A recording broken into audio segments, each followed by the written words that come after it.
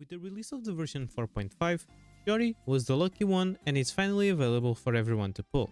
Chiori is a Geo Sword user that is focused on being an off-field sub DPS but with a lot of style while fighting the enemies. Without any furthers, if you haven't followed me yet, what are you waiting for? Like this video because it really motivates me a lot. 97% of you are not subscribed, so please, it doesn't cost you anything. So let's try to reduce that number even more. I'm trying my best to post as regular as possible, and your support from that side will help with my motivation. I also recommend you activating the bell for you to be notified when I post any video here. And if you guys want to help me with a little monetary help, you can always become a member. Without any furthers, let's now explain Chiori's kit. I am the cutting edge of fashion. Chiori is a 5-star Geo Sword user focused on being an off-field sub DPS that relies mostly on her puppets summoned by her skill. Just like her brother from another mother, Albedo. On her normal attacks, Chiori performs up to 4 rapid strikes, and on her charge attack, she consumes a certain amount of stamina to unleash 2 rapid sword strikes. When you use her skill, fluttering her sword, Chiori dashes forward, and once this dash ends, Chiori will summon the Ottoman doll besides her and sweep her blade upward, dealing AoE geo damage to nearby opponents based on her attack and defense. If you hold her skill, you will enter the aiming mode and you will be able to adjust the dash direction as well. Her puppet will slash at nearby opponents at intervals, dealing AoE geo damage based on Chiori's attack and defense. While active, if there are nearby Geoconstruct or a Geoconstruct is created nearby, an additional puppet will summon next to your active character. Her puppet lasts for 17 seconds and her skill has a 16 seconds cooldown, leading to an 100% uptime on her puppets. On her burst, Iyoku Twin Blades, Chiori will deal AoE geo damage based on her attack and defense, with a cooldown of 13.5 seconds and with a 50 energy cost. Literally. This burst is just damage, nothing else to see here. I am the cutting edge of fashion.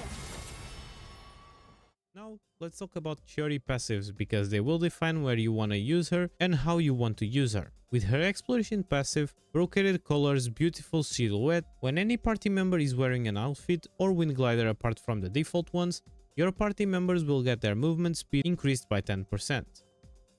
This is a cool and original passive, and since you will most likely never use Chiori with the default glider, you already have this passive fulfilled.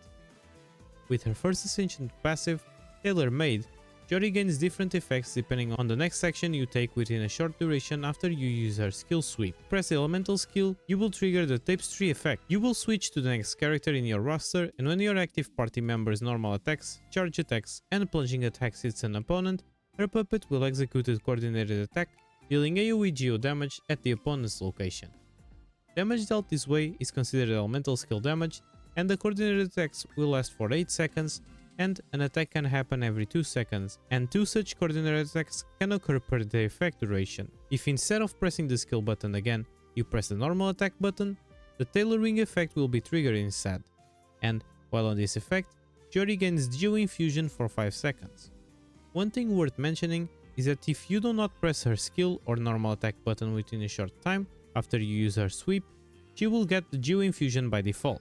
And on her second Ascension passive, the Finishing Touch, when a nearby party member creates a Geoconstruct, Chiori will gain 20% Geo damage bonus for 20 seconds.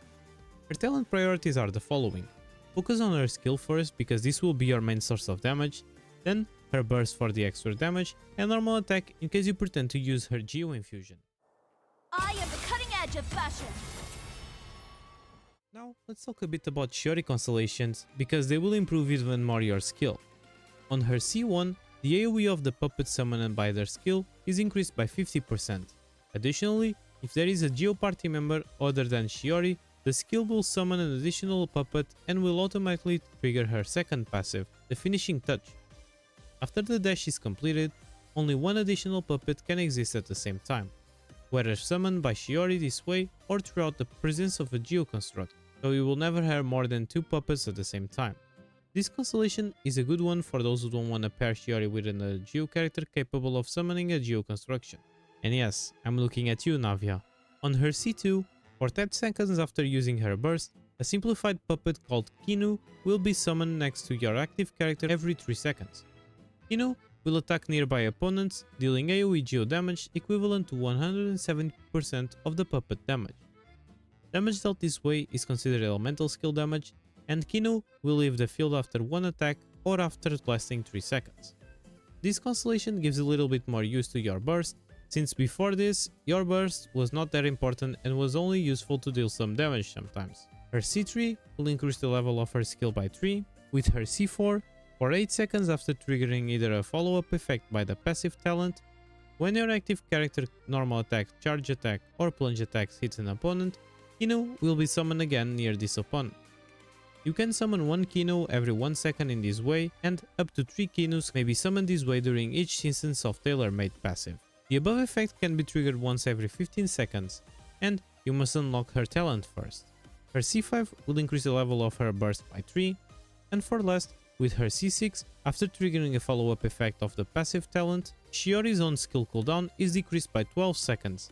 Must unlock the passive tailor-made first, and in addition, the damage dealt by Chiori's own normal attacks is increased by an amount equal to 235% of her own defense. I am the cutting edge of fashion. It's finally time to talk about the best artifact sets that you will want to use on your Chiori. Since her defense multipliers are higher than the attack multipliers, her best in slot set will be Husk of Opulent Dreams. On the 2-piece, it will increase your defense by 30%, and on the 4-piece, it will further increase your defense and geo damage bonus according to the stacks you generate. And since Chiori can be played both off-field and on-field, you will not have any struggles with this. Another good option for Chiori is Golden Troop. On the 2-piece, it will increase your skill damage by 20%, and on the 4-piece, it will increase your skill damage by an extra 25%, and even more 25% if you are off-field, leading to a total of 70% skill damage buff, assuming you would stay off-field. This set is really good on her, and I don't judge people who are going straight up for this. Just keep in mind that Husk would buff all of your kit, while Golden Troop will just buff your skill damage, and that's why it's a bit weaker than Husk in my opinion. While you are still farming for one of these options, you can always mix and match 2 pieces between the sets that provide defense percent, skill damage bonus, geo damage bonus, and maybe some attack percent if the substats are way better. I am the cutting edge of fashion. After knowing the best sets for Chiori, let's now talk about the best stats you will be looking for. For the Sands, defense percent should always be your focus due to having the biggest scaling. For the Goblet, geo damage bonus, and for the Circlet, crits. For the subsets, you should be looking for crits, defense, energy recharge, and attack percent. Since Chiori will stay off field most of the time, you would want to get around 150 ER, and thanks to her split scaling, having some attack rolls are still usable. I am the cutting edge of fashion. For Chiori's weapons, her best in slot will be her signature weapon, Araku Mizujiri. It provides crit damage on the subset, and on its passive, normal attack damage is increased by 16% and elemental skill damage is increased by 24%. After a nearby active character deals a geo damage, the effects mentioned before will be increased by 100% for 15 seconds. Additionally, the welder's defense increases by 20%.